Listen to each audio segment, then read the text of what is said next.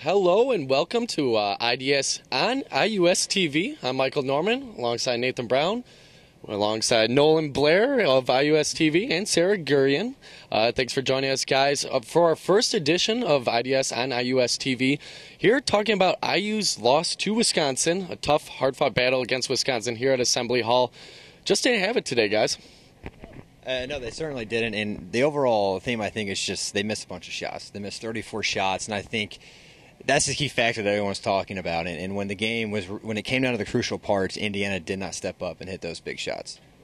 If you want to really look at just where it started, even in the first half, IU pulls away with a 1-point lead at halftime. But it was all on the back of Cody Zeller. Cody Zeller had 18 points in the first half, but the rest of the team just could not get it going. They scored 32 or 33 points in the first half, I believe.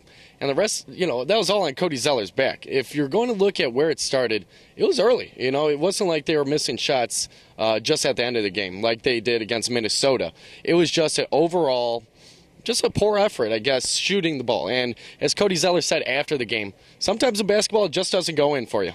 No, I think that that strong first half from Zeller almost kind of masked what the impact that Wisconsin really was having there in the first half.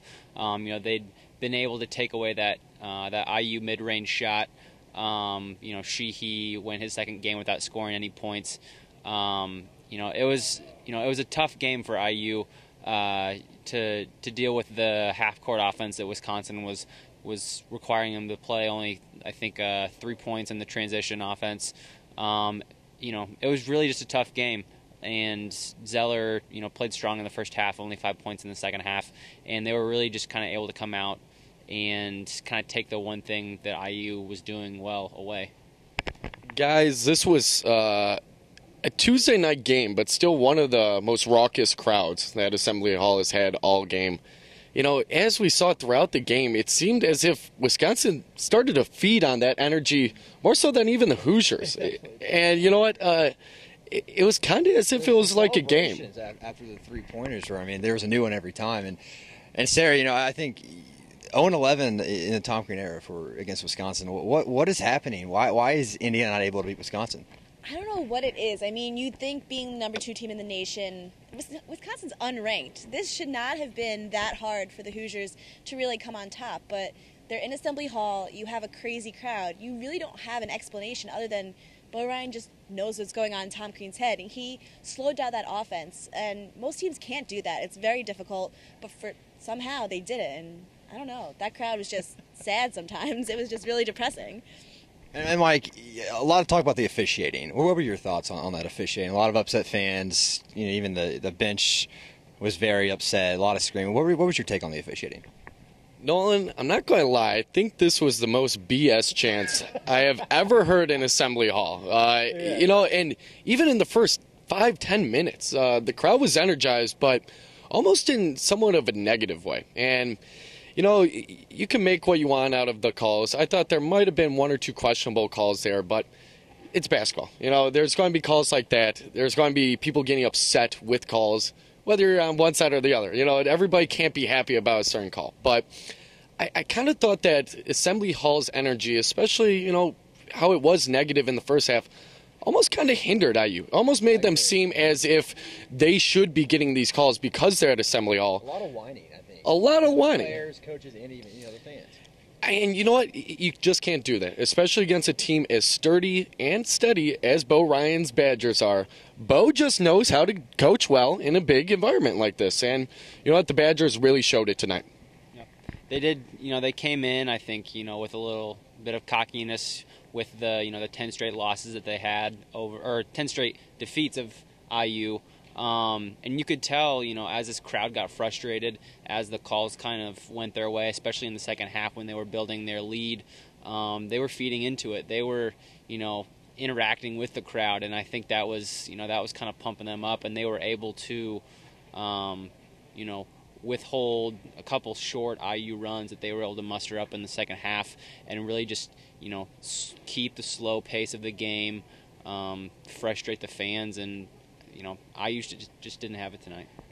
Just was not the night for the Hoosiers, but luckily for IU, they get a little bit of time off before returning to the court Sunday against Northwestern. That'll be, We'll be there, yeah, you guys will be there. Nathan will be there as well, and we look forward to covering this game. It should be a good one up in Evanston, but you know what? Tonight, Hoosiers fall 64-59 against the Wisconsin Badgers. Fall to second place in the Big Ten Conference, sit at 3-1. But guys, what's going to be key moving forward into this Northwestern game, and how's IU going to improve upon this? I think it's going to be crucial for the bench to really step up. They've had minimal points. They really need to step up and come in when they need to be, because usually they're a pretty deep team, and although we have the injuries, or they have the injuries, they really need to step up, because without them, there's not going to be any hope to really, really beat the Big Ten Conference teams. And I think it's going to be crucial to play 40 minutes of good offense. And we haven't seen that definitely didn't see that against Minnesota in the later stages, and certainly didn't see that tonight. No, yeah, I think this is a good matchup for IU going in on Sunday. It's an away game. They get to play, in some away Big Ten atmosphere. May be a little difficult for them at times.